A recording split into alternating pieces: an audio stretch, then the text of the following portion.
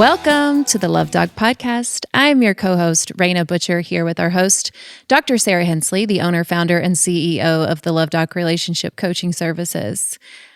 You can find her at thelovedog.com or on any social media handle at Dr. Sarah Hensley. Hey, friend. Hey. How's it going? It is going good. Just got back from Disney. Yes. And we rode a lot of rides, but I think Disney might just be like a one It's a one and done, man. It's like Vegas thing. You've been once, you've been enough. Yeah. I'll go back if Gabby gets chosen to go to Cheer Nationals again. I'll go back, but just for the performance. We're not doing the whole family Disney trip ever again. Chaotic. I'm sure it was chaotic. But speaking of Florida, our guest today is from Florida, based in Florida, Dr. Nicole Rothman. Hey, Doc. It's good to have you. Yes. Hello. Grateful to be here today. We are so excited because you have so much knowledge in the functional medicine space and really just helping men and women with holistic approaches to really reach optimal health. Is that correct?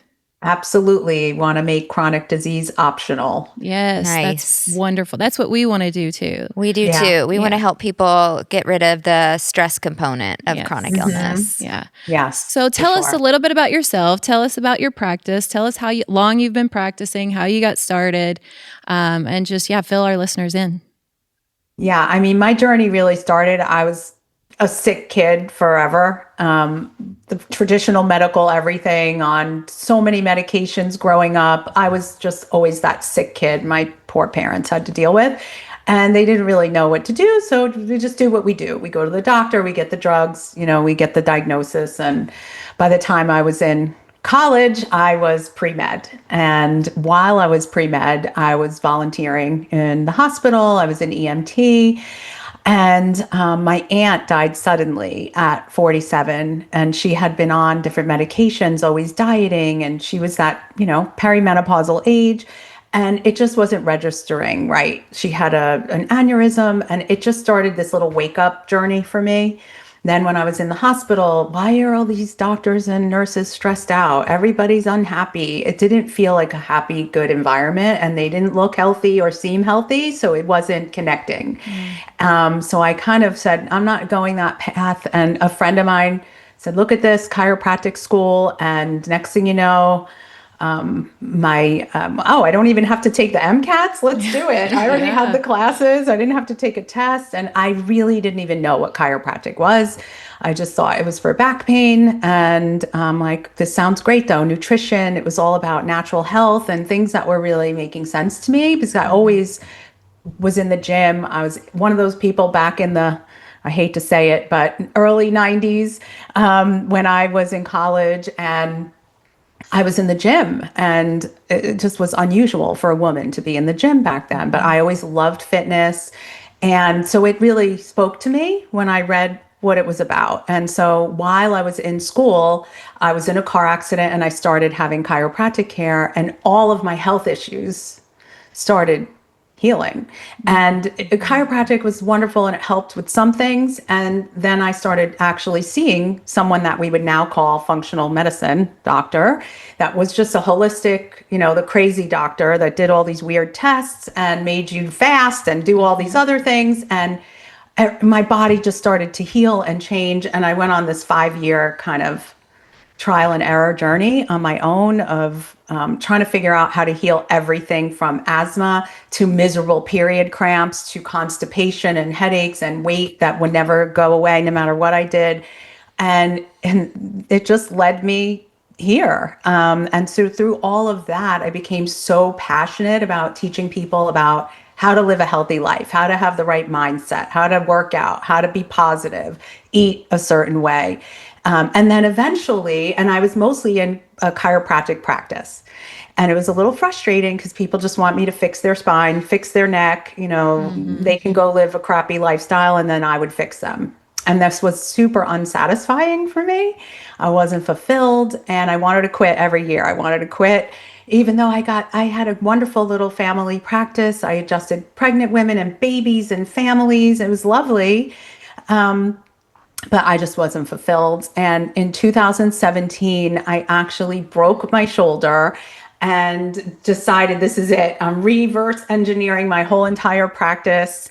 And that's what I did. And so for almost 10 years, a little over 9 years now, I've been practicing what we now call functional medicine. And so really a lot of this came from my own healing, that I realized it's not just one thing people need to be healthy. It's really this combination of the right things. And now I'm discovering you and all that you do and how all that plays in too, which has been, holy crap moments for me personally, which I love. And I'm starting to really learn more and bring that into things for the people I work with. So it's been an awesome journey. I love that. I love that because obviously Dr. Hensley's whole premise is, how do you heal trauma holistically? And so this is a very good partnership, I think. There's so many things that I want to talk about. Obviously, you got in at a really great time because I think I've said this before in the podcast, I think human beings are becoming more conscious of the ways that we can heal ourselves. I actually watched something last night that I thought was really profound. And it was just this guy on Instagram. And he said, Western medicine is really great for something, and that's emergencies. But beyond that, it's really not. And so I think that when it comes to functional medicine and holistic approaches and ways that we can heal our bodies, it doesn't create this loop, right? Where we Band-Aid one thing in order to fix another. And then when we fix that thing, we just have another issue. And so I kind of want you to start at the beginning, like when you see one of your typical clients that come in, and then how you guide them through your practice. Well, the first thing, not everybody's ready to do what I do. Yeah. I think you probably can relate to this. Yes. You got to be willing to do the work. No one can right. do it for you. There's no amount of money that you can pay someone to make this happen. You have to actually be willing to put in the energy, put in the time, make the changes, overcome the challenges, become a person that actually lives a healthy lifestyle. And so most people find me by, I do webinars, I have a book, or they get referred, or just different ways. And then I literally interview them. So I sit down, they have a consultation, I interview them. The interesting thing is there's been, like you were saying, this is such a great time to get in. And I've seen this paradigm shift. I mean, of course, in the last 5-6 years, it's been drastic as people are like, wait a second, this doesn't really make sense anymore. I don't really think that's maybe what's happening. And people They've been lying to us.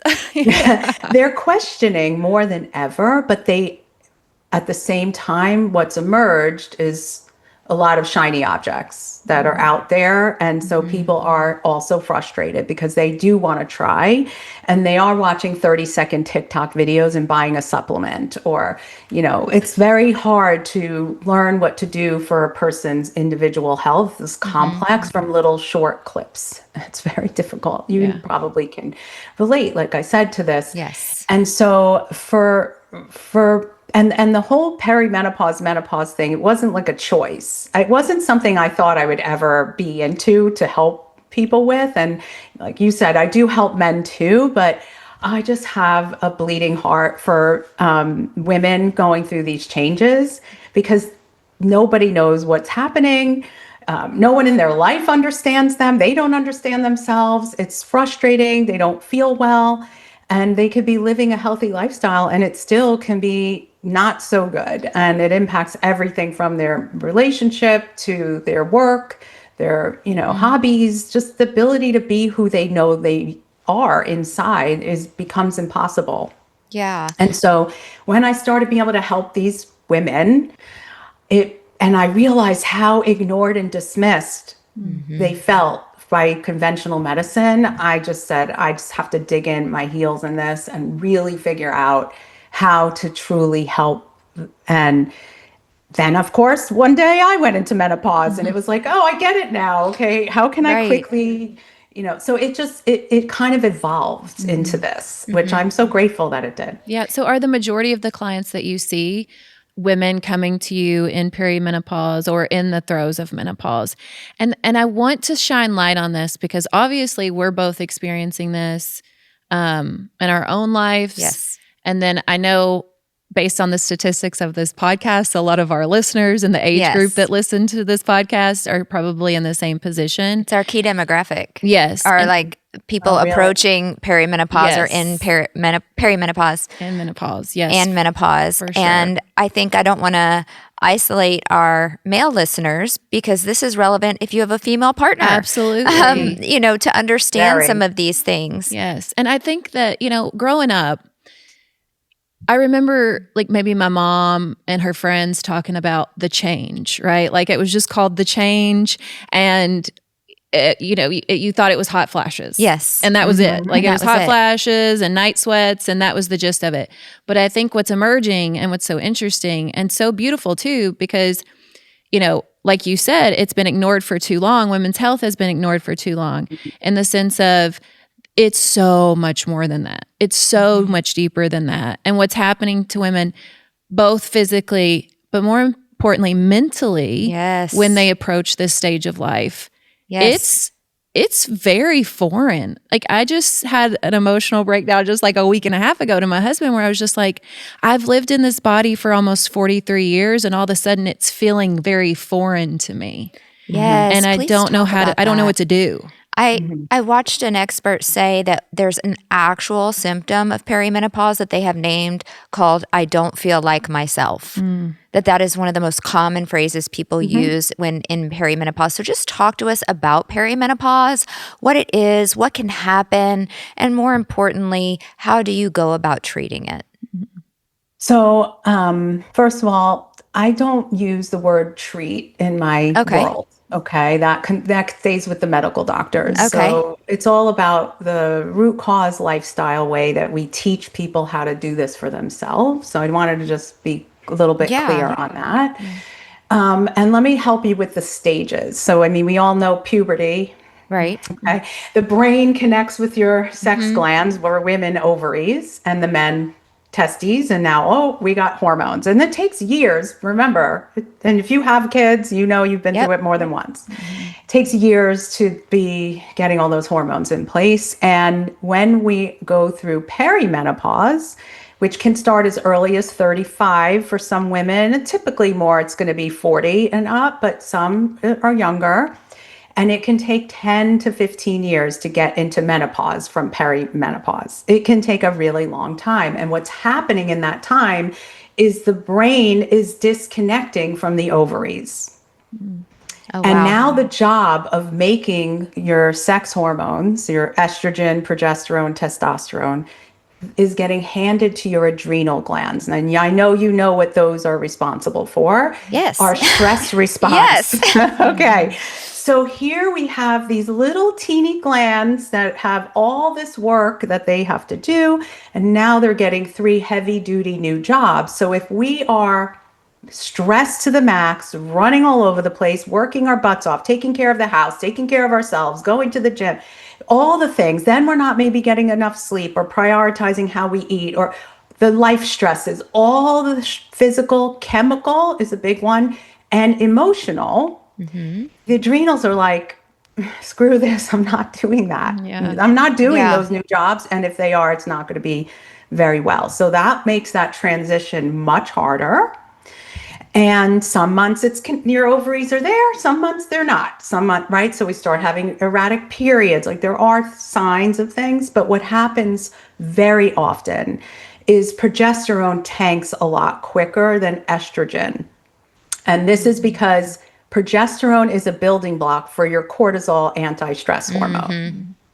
So now we're out of balance, progesterone with estrogen, and now we see a lot of symptoms. So a lot of women get fibroids, heavy bleeding, cysts. So they start seeing worse symptoms, side things. So next thing you know, the hysterectomy is recommended. All of this. It's just like an ongoing saga. So just to give you that idea, menopause is 1 year after no periods. And then it's considered postmenopause, which is, I just call it menopause forever. Like we're in that stage, we're not going back. And in the past, your brain used to just say, hey, ovaries, just make more of this stuff. But then that's not there. So it's going to only be the adrenals that are really running that show. And so that's why we start seeing more symptoms. Plus, we have a lot less of the hormones. And there's something really interesting. Well, one of you were saying something before, and it made me think, because I know, you were saying your listeners of this age range. And the reason I believe that is, and I'll give you an example of where I got this from, is because when we go through menopause, that I don't care anymore kind of a thing, what really is happening is those nurturing hormones that have been driving us since we're 12 years old, of the putting everyone first, taking care of everything and everyone, it's all gone. And now we have to deal with our life that we just created around living that way. And more women get divorced after 40. And I think it's like 70% of the divorces are initiated by women after 40. Yep.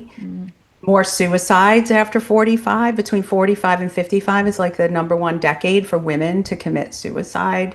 So there's a lot of psychological connection, and emotional connection to going through all of this. And I would like to share what I went through that really had me understanding this. As I've been listening and learning from you, Dr. Hensley, it's been like the most biggest light bulb I've ever had in, Oh, wow. I don't know, since probably I went to chiropractic school and had that wake up. And when I just had my second divorce. Thus what is happening here? I need to fix this problem, searching for things, right? My first marriage was narcissist, alcoholic, abusive. Yeah. And I got pregnant. We got married. I was basically pregnant for a year, nursed for 2 years, pregnant again for a year, nursed for 2.5 years. Then all those hormones went away because I stopped nursing. Guess what happened? What am I doing here? Yeah. Wake up. No more of this nurturing, excess estrogen and progesterone, right? Excess hormones while you're going to be doing all those things, pregnant or nursing.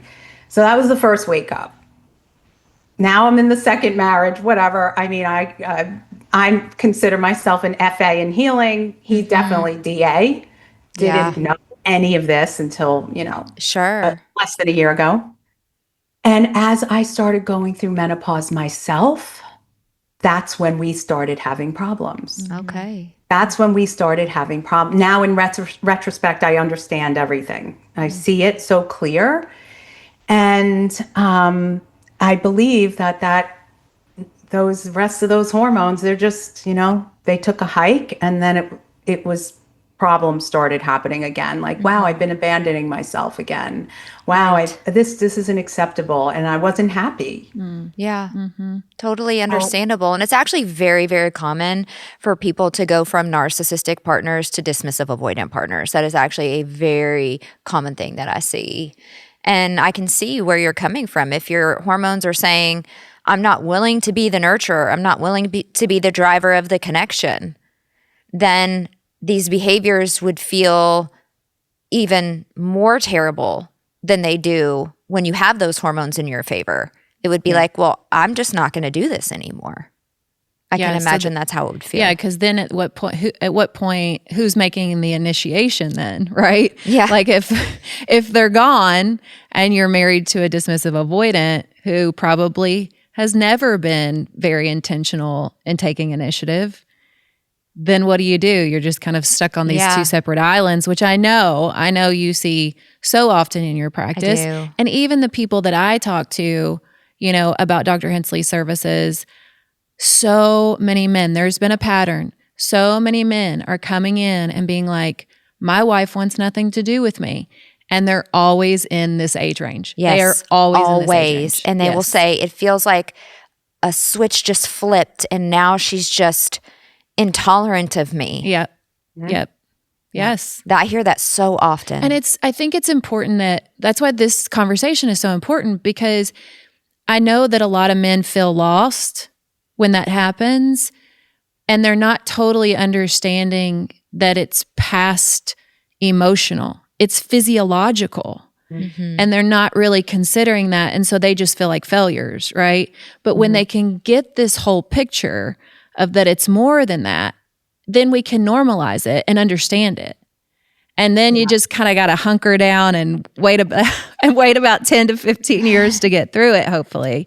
I mean, I actually looked at my husband one day and I said, just give me 10 to 15 years and we'll get through this. Hopefully, we would love to hear. No. We would love to hear the ways in which you support women. Yeah, absolutely. So I think that having this first and foremost, the knowledge, and for the male partner that doesn't really get it, to be willing to have different types of conversations and really understanding, because imagine she doesn't even know who she is anymore. So how is he going to know who she is?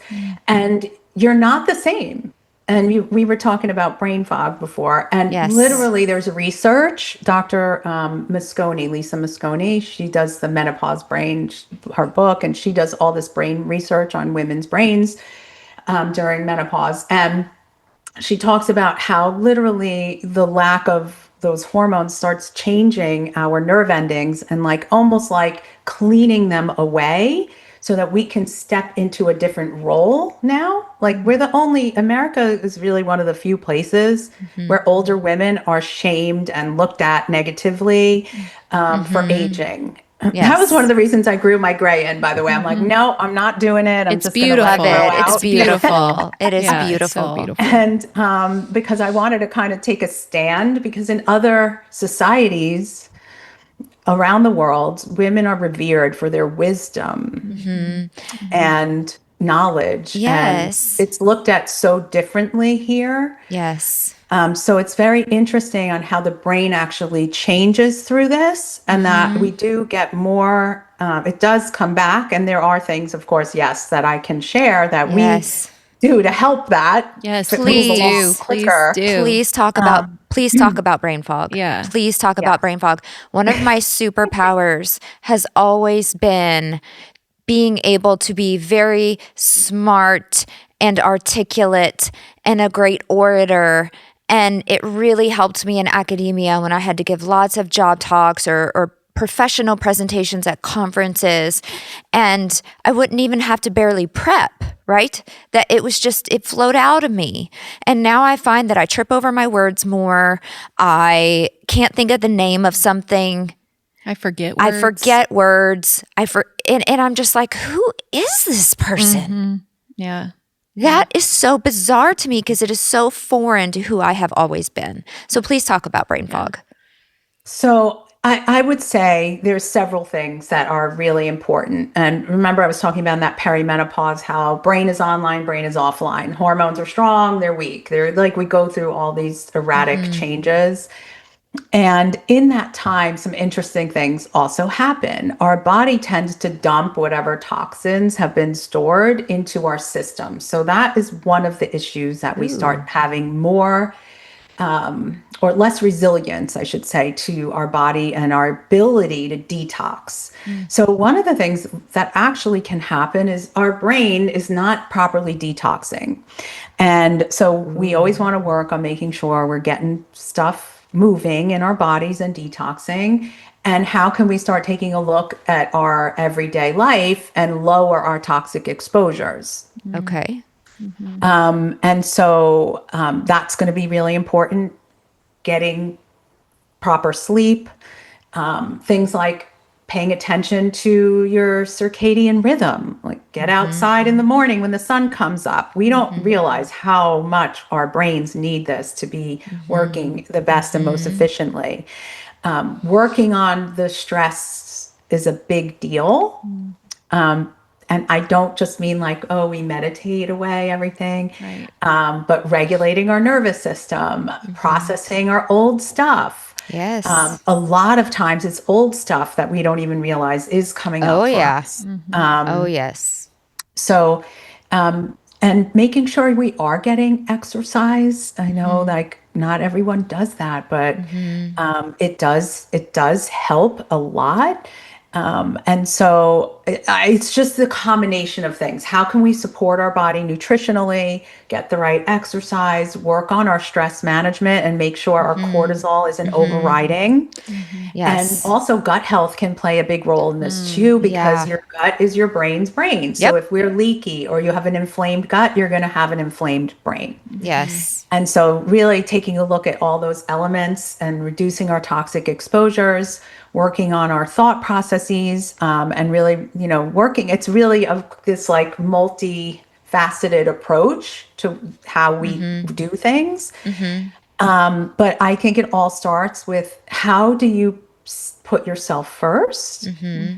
How do you invest in yourself, like, every day? Yes. And I think that maybe what has contributed to it was just the year ending burnout that I think both of us felt. And we talked about that in previous episodes, of just trying to build this business that scaled so quickly, quicker than we were equipped to handle and have real systems in place to handle. And so we were juggling so many things, trying to support the weight of our growth.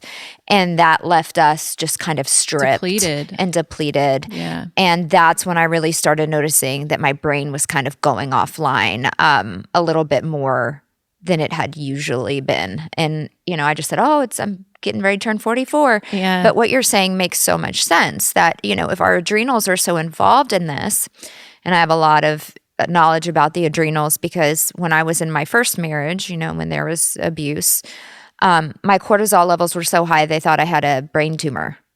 So they tested me for that. But no, just stress, just relational stress.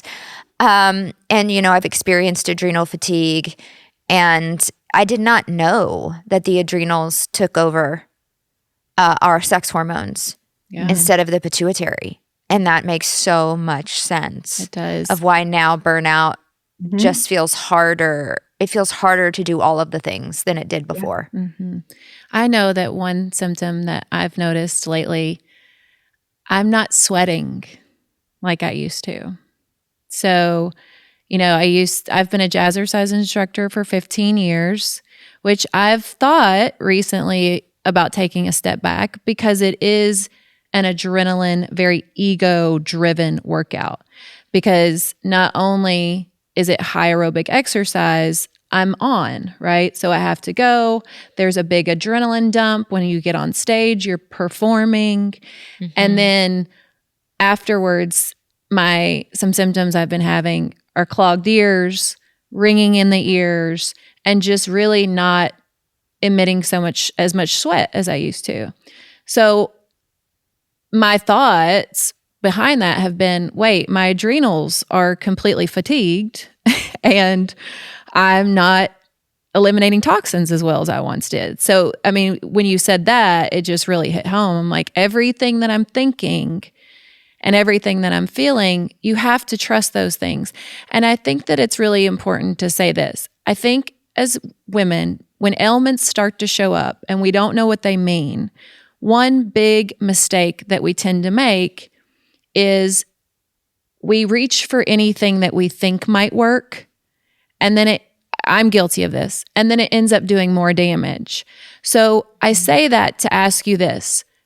What is the most simple approach to start? Is it elimination? Like, do you just eliminate everything and then kind of start from this like brand new clean canvas of, okay, well, let me introduce this very clean makeup product or skin product, or, because when you think about everything that women put on their skin, their hair, it's a toxic overload. Yeah. And I'm super guilty.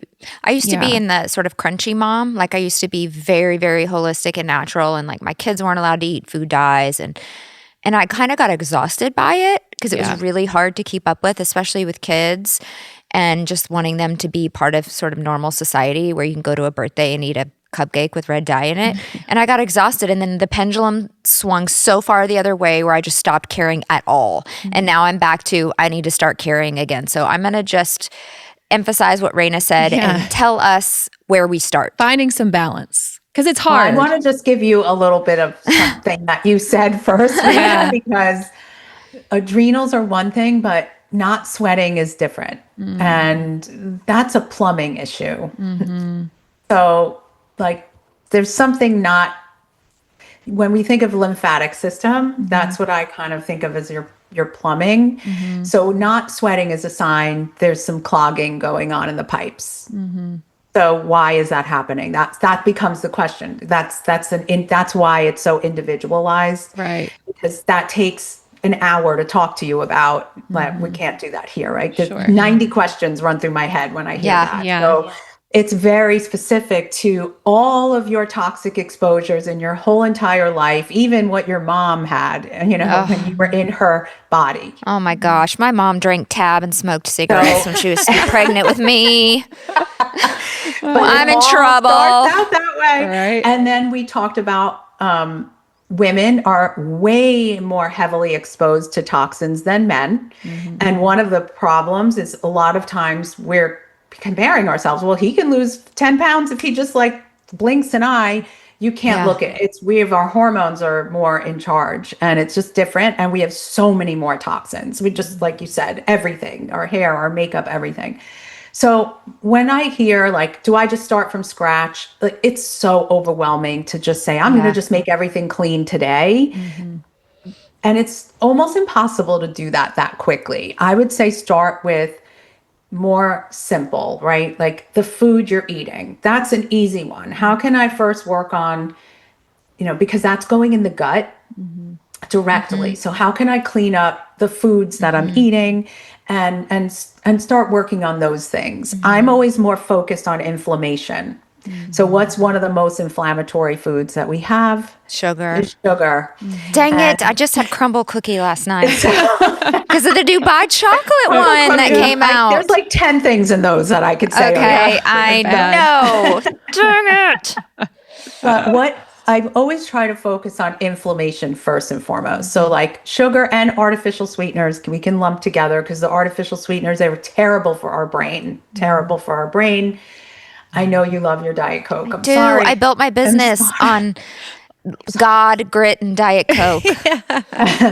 So that's a massive like formaldehyde like problem. And soda is also carbonated, and that's not good for our bones. And so this is really important now, and especially in perimenopause, because what happens when we lose some of our hormones? We get bone loss.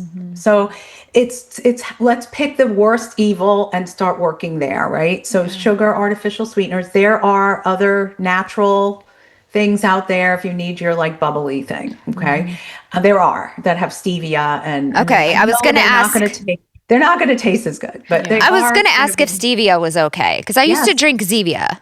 Yeah, that's fine. Yeah. Okay. Yeah. All right. I can make this. We're gonna commit. No more Diet we're Coke. committed. We are seriously addicted to Diet Coke. Still absolutely. Carbonated, though. It's still carbonated, but at least you're getting the chemicals out, like the NutraSweet. The equal NutraSweet aspartame. Yeah.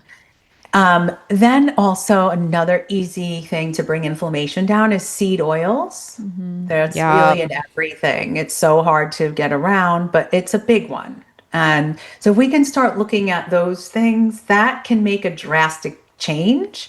And also not eating constantly. Like everybody's grazing little meals all day long and picking food, like pick 3 meals, get them dense, nutrient dense, stop all the snacking, because the insulin problem is adding. Cortisol is one issue, but insulin is like 80 something % of Americans that are adults, which means 18 and up, have some level of insulin resistance. And this is a huge problem in menopause, huge in perimenopause. It is a driving factor in the weight. It is in inflammation, in cholesterol, blood pressure, all of those things. So if we can like make it as simple as possible, right? Then those are some easy things. So that's why some people do really well with intermittent fasting, because they're eating less times a day. And so just not eating so much, because not quantity, I'm not talking about quantity, I mean so often. Like less often is better. Okay. But we can eat. We don't worry about counting calories in my practice. We don't do that. That is for frustrating, annoying. Everybody hates it anyway. Right. It doesn't last. And if you Nobody want does it people to like accurately. Yeah, it's not sustainable. it's You're not right. sustainable. Yeah. It's not. So like if we can just learn, well, what are the things I can do and how do I just make a simple kind of formula on the food? That's going to be a great first start to get some of that inflammation down. Yeah. Totally. I want to shift gears a little bit to the emotional side and ask you, Dr. Hensley, is there, and you may or may not know the answer to this without maybe diving into some research, but back to, women who are going through this and then all of a sudden like want nothing to do with their husbands, the emotional component there, do you have any advice for those women to sort of get through that, ways that they can sort of train the brain or teach the brain? And I know this is a big piece of your practice with metacognition and challenging thoughts, but, because a lot of the stories I hear from these men are, my wife is icked out by me. Yeah. Well, I think first and foremost, emotional safety has to be present for a woman to be physically turned on by a man after a certain period in the relationship. Because from an evolutionary standpoint, in our mating strategy, it wouldn't make sense to mate with people who inherently are unsafe. Correct. Right? And so a lot of drop off in physical attraction can be from not just this period of aging, but from the lack of emotional safety in the relationship and women not feeling like they can be physically vulnerable if they're not emotionally safe. Then if we add the hormonal shifts that Dr. Rothman's been talking about around our desire to nurture and to pursue and sort of coddle, right, men into good habits, right, into getting our relational needs met. If that starts to drop off, like we truly are like, I don't give a flying flip, like I'm just not going to be the pursuer anymore, then we definitely do have two very isolated people. But I think both things have to be addressed simultaneously. And I think that this is the whole sort of backbone of holistic medicine and this biopsychosocial approach to healing, is that our biology and our psychology and our social relationships are all intertwined. And so when we want to actually fix the problem, we do need to look at our biology. We need to look at our mental and emotional health and then our relational health as well. And so we address those three pieces simultaneously instead of just saying, well, this is an intimacy issue, or a lot of men come in and man, I see this all the time. And it's, well, my wife's in menopause now and she just hates me and it's because of menopause. And then I also do an assessment with them and find out that there's been attachment issues going on for years. And maybe now is just when she feels safe enough, or there's enough? that not that hormonal buffer there Yeah. for her to just say, I don't care about you anymore. Yeah. Like we are either going to coexist or we're going to get a divorce, because me trying to make this work and being the driver of fixing it isn't what I'm willing to do anymore. Yeah. So it's multifaceted. It's definitely multifaceted. That's and I literally think what happened in my marriage. And yeah. I mean, it's sad that I didn't have this knowledge of attachment theory back. It wasn't that long ago. Yeah. But by the time I knew it, it was already not going to happen. Right. And I'll tell you, I've thought about that a lot because my body didn't feel safe the whole time I was with this person, actually. Yeah. And I didn't even recognize it until he moved out. When he Yeah. moved out, I shed 13 pounds, just fell off like over the past, over months. I was having trouble breathing, which is one of the things I healed back when I first was on my healing journey. And I remember we had actually broken up early in our dating. And I remember we got back together and I remember sitting on his sofa and feeling tight in my chest. Yes. And I thought to myself, oh, his dog had passed, but I'm like, maybe there's still dander in the house, or I'm allergic to the dog or something. And over the years, it just kept happening. Yes. And I would go away by myself for a conference or something. And I'm like, oh, I feel better. And then I'd come home and it would be back. So I'm like, oh, maybe there's mold. Maybe there's this environment. Maybe it's my dog. Maybe.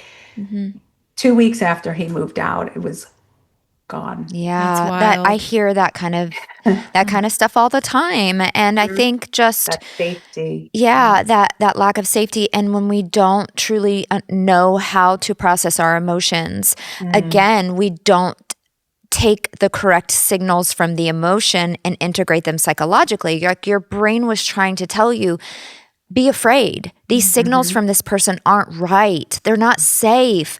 But when we grow up with a lack of safety, especially for fearful avoidance, they confuse fear or excitement, and their body is not a reliable predictor or signal for them that something is not right. And when you heal and you start integrating emotions very well, which, I'm a big fan of proper somatic processing with conditioned safety, as you learned going through my program, then you can really start to rely on your body and its responses as a reliable indicator of what is safe and what is not safe, especially relationally. Yeah. It was such an eye opener for me because I learned this a few months after all that, and really to understand how I had that as a child and how it all actually did really go away. Maybe it wasn't all the things I was doing that I thought, or it was really my emotional processing. It's been amazing. I've been so grateful to learn all of this. And it really is, like you said, it all is integrative really together in healing and being the best version of ourselves. Yeah. And I think too often people miss one of those pieces, right? Like just like you described, you were trying to think of any other variable that it possibly could have been versus what it really was, which was your relationship. And so too often I think people are like, well, it's this, or maybe it's this, or maybe it's this. And that's when they're grabbing for all the wrong things. Yeah. And I think that, again, that makes it more simple in my mind, even though not everyone knows how to properly emotionally and somatically process to completion. That's a whole nother safety. Yeah. That's a whole nother conversation. Yeah, that's like a whole episode. It is. We did one on that. We did. But it's so important for people to start acknowledging those things. But again, normalizing it, right? Normalizing it that it's okay. It's not, it doesn't make you broken. It doesn't make you, it's just the knowledge to have, and then the capacity to actually execute change around it, which of course is... Well, I think this applies to a lot of what Dr. Rothman is talking about. Yeah. Tell us about, capacity to execute these changes of eating better and trying to live a less stressful life and removing toxins, because it is overwhelming. When I think about starting, it's like, okay, well, I got to get rid of all the plastic. I have a lot of kids, right? We have 4 kids. Yeah. And it's like everywhere you go, they get a plastic cup, and you're just like, I have microplastics in my brain and I don't think that's good. And, I just bought a whole new set of, pots and pans to be toxic free, and if that's even possible. And so what are some big places that we can start when it comes to removing those toxins? Because if I'm going to address the brain fog, I'm going to start this. So what do we look at first? Do we look at body products? Do we look at cleaning products? where do we go? Just take your pick. I mean, and really that's why when we work with people, and I talk about it in my book too, about like detox and what that even means. But that's why when we do work with people, it's literally step by step, week by week, building on as we're going, because it is overwhelming and we don't want it to be. But if we can just say, okay, this week we're going to just get this taken care of. This week we're going to do this. And guess what? One of the first things we do is breathing exercises and learning how. And now we're talking more, now that I understand different things, like to completion. This is a totally different thing that I can now give to my practice members in addition to what they're already getting. Like the breathing and the journaling's not enough, right? It doesn't process it fully to completion necessarily. But how can we take this little walk, right? I'm not going to put someone in the gym that is, I met with someone earlier today. She has such inflammation. She could barely hold her mouse on her computer, and She's not picking up weights. We're not going to do those things with her. Right. How do we start with her? Okay, step by step, week 1, let's get the foods, less inflammatory. Just, get the sugar out, get the fruit juice out, get the heavy sugary things out.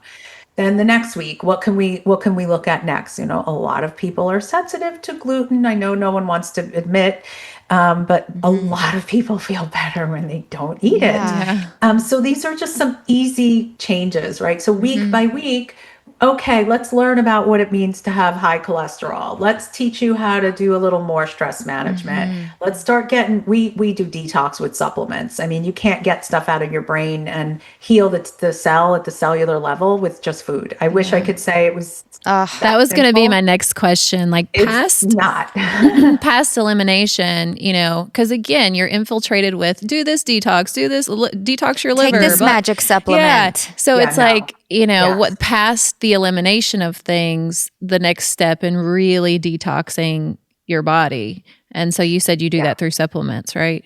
High quality. You can't like detox if like you're not sweating. So I already know you're going to have trouble detoxing. You're not going to love it. We have to prepare your body to detox first. Yeah. So there's a preparation phase. Then we can start going in like the cells. The best way I can kind of describe it to you, you think about every cell of your body has a cell membrane. And for most of us, if we have toxins, if we have heavy metals, so we can have environmental BPA, pesticides, whatever it is. Too much cortisol can cause this. Too much insulin, it creates a lot of inflammation at the cellular level. So until that cell is happier, a little less inflamed, and we actually have healthy detox pathways again, you can't really do that. So we want to heal the mitochondria. We want to have cellular energy. We need energy to heal. So we focus a lot at the cellular level to begin with. And just unfortunately, food alone is just not enough to do it. We use targeted supplements to do that for us. And then we can start going in, and I call it like shaking the tree. But we don't want to shake the tree and just use a leaf blower and blow the leaves all over the place. That's going to only make you feel worse and lead to other symptoms. We want to actually like vacuum them up and take them out of the body. Yes. Whether it's, in the toilet, sweating it out, breathing. We actually breathe toxins out. A lot of our toxins come out through breath. And so just making sure that we're doing this with those strong enough magnets. A lot of people think cilantro is going to detox you. Juice cilantro, put chlorella, and like I know that's what it says on the internet a lot, but they're just very weak magnets. So they can shake the tree, but they don't get it all the way out necessarily. So that's the leaf blower thing. So we really just want to have, I don't like to see it. It's not always one size fits all. We all have different toxins we're exposed to. But we start with what's most common for most people is all that environmental stuff, but truly getting to the cell so that we can start using our hormones and getting rid of some of these hormone resistance issues that people have. And just have more energy. Yes, absolutely. And, a couple of years ago, more than a couple of years ago, I should say, I really got interested in methylation science and how interesting it is that we all have different sort of genetic mutations that can affect our abilities to detox. And do you address those in your practice, or do you feel like there are some sound protocols that can kind of be applied across the board, or some things that are just very applicable to kind of all humans? Sound protocols. We don't even test MTHFR. A lot of people, if they have it, already know anyway when they're finding us. A lot of times we're the last resort. They've already been through the things. They've done the this and that. We do support methylation. It's very important. You really can't detox properly without supporting that. So we just do that for everyone. I mean, it's the world we live in and the toxic world, this burden, is too much. Normally, we do have a proper detox that our body should be able to do. But, 50 years ago, it's not the same as now. Right? Yes. Our kids have, I don't even know how many vaccines when they're little. 72. Is it 72 now? 72 doses. Absolutely crazy. we don't eat, I think about that a lot. We don't eat tuna and we don't smoke or drink when we're pregnant or all these things. They come out and let's just put all this stuff in them now. Right. It's safe It's now. All of a sudden okay. it's safe. But anyway, just not to get derailed because babies, even without that, they're getting all the mom's toxins. Yeah. Like if you have metal fillings in your teeth, your kid Yeah. has mercury by the time they're born. Yes. That's And wild. So We're- it's a lot. yes, and the aluminum exposure, and people will say, "Oh, well, you get aluminum, ingested." And it's like, yeah, well, ingestion and injection are a little bit different. Yeah. Let's not treat them like they're the same thing. But it's not just that. We do live in a toxic soup. Yes. I was just. My husband loves to golf, and I love to golf now because he loves to golf. But he had read something about just how toxic golf courses are. Yeah. And I was like, dang it. I know. Like here we think we're out I here know. breathing fresh air Right, like and outside, doing something getting some physical. vitamin D.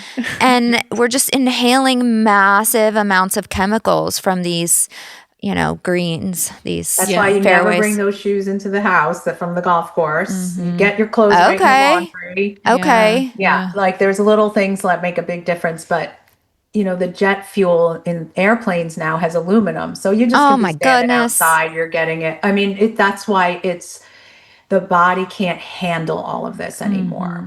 Our toxicity Yes. is so high, the burden, we can't carry it. So that has a lot to do with the obesity epidemic too, because if your body can't get rid of it, it's going to just take it and store it in fat away from your vital organs as best it can to protect you for Oh, survival. wow. That especially makes so belly. much sense. Right. That makes so Especially much belly. sense. Yes, Yeah. because so many of your vital organs are there in your belly. And, my mom was diagnosed with pancreatic cancer in 2020, and it was a huge blow to our family.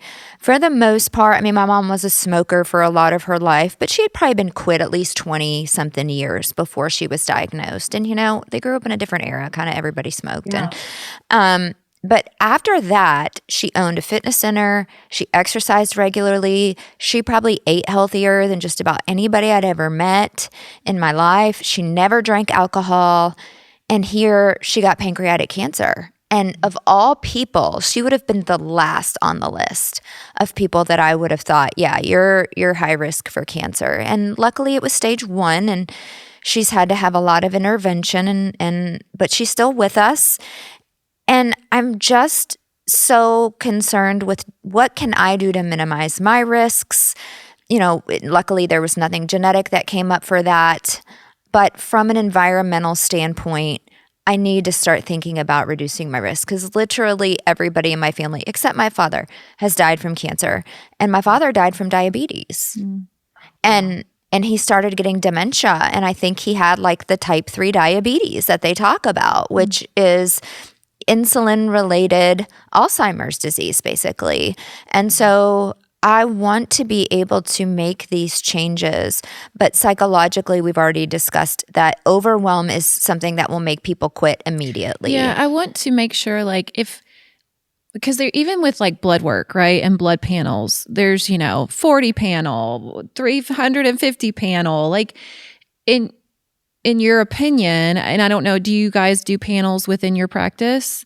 Okay. Yes. So But we don't just do blood. We do stool, saliva, urine, and we do everything we can to get information. Okay. So, because I think that, just to kind of bring it back in so that people don't leave this episode like, oh gosh, what do I do? Right. Yes. Like, would you suggest starting there with a blood work panel and some other tests around maybe stool, your You need toxicity someone levels? that knows how to help you with it, right? Yeah. If it's just going to be there, it's just going to make more overwhelm because Yeah. if you don't know, you're not going to understand it yourself. Mm-hmm. And how do we piece it together? We get a blood panel and your doctor says your cholesterol's high, this is low, take this, like that's our answers that we're given most of the time. Right. But how do we step back and look at the body as a whole and say, Yes. oh, this is the priority, right? You have H. pylori. Maybe that's why you have reflux, not because you're missing this drug. Right. Yeah. Right. Like you have And a then why- Prilosec deficit. Right. Right. And then why do we have that overgrown infection? What else is happening? And so there's just, don't do it to overwhelm yourself Yeah. because to me, when you do labs, it's to empower you. So there's a game plan in place on what to do about it. So I would say, whether it's me or somebody else, just somebody that knows how to help you and give you a real game plan on how to address it, because it is multifaceted. It isn't just take these supplements. A lot of functional medicine, that's what it is. You get the labs, you take the supplements. That's not what we do. I believe supplements should supplement a lifestyle that you're learning, and that's being given to you based on what you need, what you're about, what your life is about. No one is the same. No one's labs are ever the same. No one's history. Nobody is the same. Yeah. And so that's the way I look at it. Is it shouldn't be scary to get results back. It should be empowering, so that we have something to now do about it. And you do have a book, right? So people could read your book. Let's hear about your book. I definitely want to hear more about your Awaken Wellness is what it's called, right? Awaken Wellness, taking back the power to control your own health. I love that. I mean, honestly, for all of our listeners, I think that's a beautiful place to start. I mean, sometimes picking up a book and just bringing some awareness in and some intentionality around maybe taking that next step, because it can be scary and it can be overwhelming. And then you get decision fatigue, and, the world we live in, that's a whole nother issue. But sometimes just picking up the book and starting there is a great first step. So I want to encourage all of you guys out there who are listening to go check out Dr. Nicole Rothman's book, Awaken Wellness. Yes, it is on Amazon. Beautiful. And where else can we find you? If people want to find you and your practice, where can they go? So drnicole.com is my website, Okay. drnicole.com. And of course, I'm in all the social places, not like you, Dr. Hensley, but I do have a very teeny tiny following. I don't put the energy. I wish I did, but it's a lot.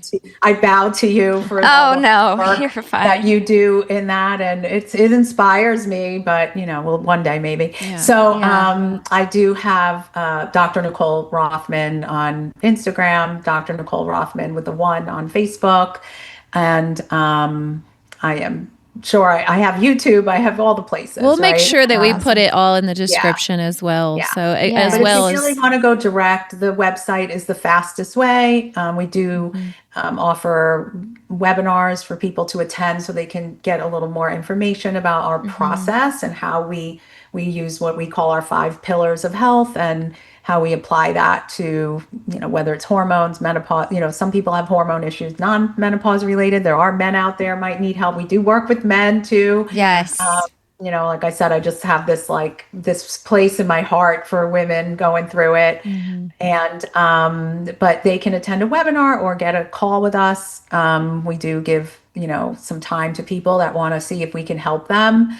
And we do like that a lot, because we don't, work with just anyone. We do want to work, like I said earlier, with someone that's really ready to take the steps to make the changes they need to make for themselves, because anyone we work with, they're really the hero in the story. We're just in the background, giving them the game plan and, cheering them on.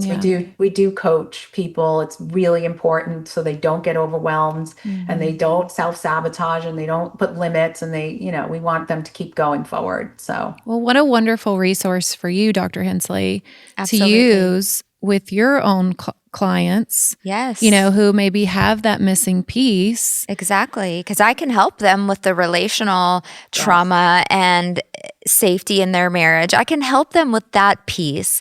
I can help them feel safe in their own body with their emotions.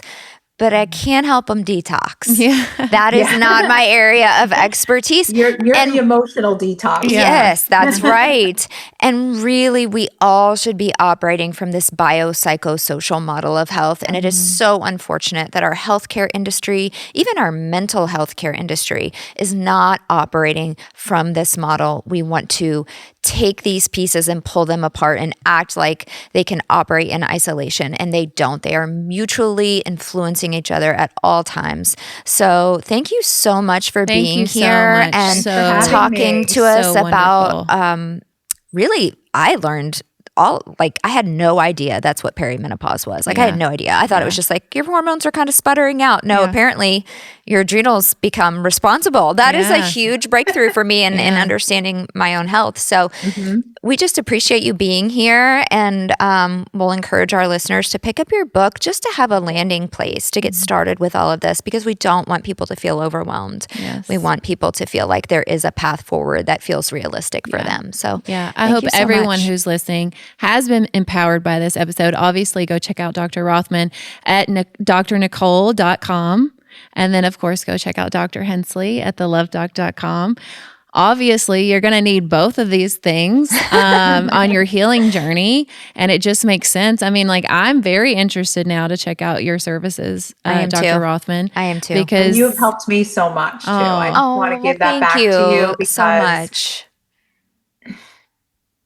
Oh, thank you so much. You've impacted me thank you so much. Way. So, and thank you so much. I'm really grateful that you had me on and that I got to meet, and I would love to continue to collaborate in any way. And you really helped me see a part of myself that I didn't realize. Yes. And it means a lot. So thank you. Well, thank you so much for that. And it was really wonderful having you in the program. And I knew it about the Diet Coke, and you called me out, and I thought this lady's smart. we better talk to her. We want to pick her brain. So you have helped us as well too, and I look forward to reading your book. Me too. I do. Me too. Awesome. Thank you, Dr. Rothman. Thank you everybody who's tuned in today and listened to this episode. We are so grateful for each and every one of you. We hope that it was impactful. We hope that it's changed a perspective in you. Obviously, miracles always happen when perspectives shift. So please continue to tune in, like, subscribe, leave us a review. And until next time, peace, love, and perspective.